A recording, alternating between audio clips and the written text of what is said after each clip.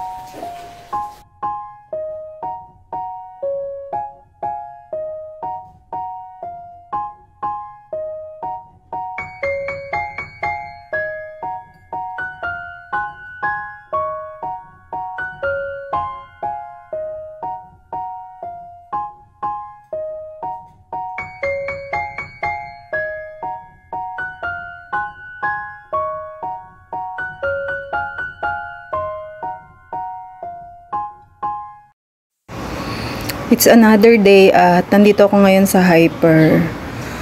Ito yung matagal ko nang wini-wish na magkaroon sana ako ng day off para makagala at mapamper ko naman yung sarili ko. Makaiwas sa stress at mag-relax-relax. Pero ito pa rin yung nabungaran ko. O, diba ang gaganda?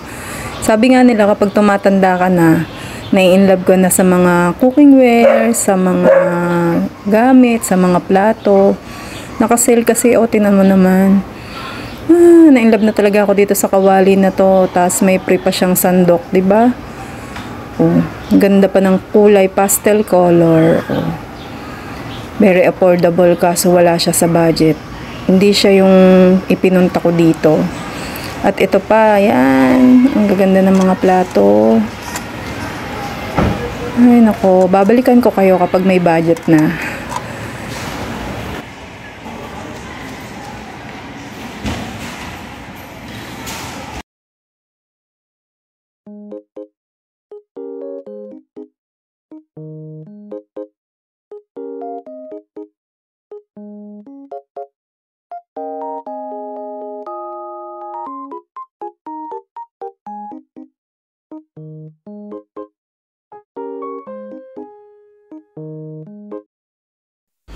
Naka-sale din ng mga luggage, oh.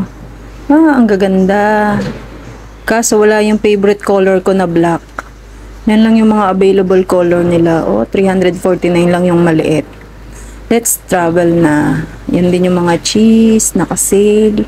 Another mga kawali. Ay, ang gaganda. May in love ka talaga sa mga kawali. Nandito ako sa Mr. DIY. Ayan, mga Halloween decoration, lantern. Sarap sana lagay nito sa store. 'Di ba? Ang cute.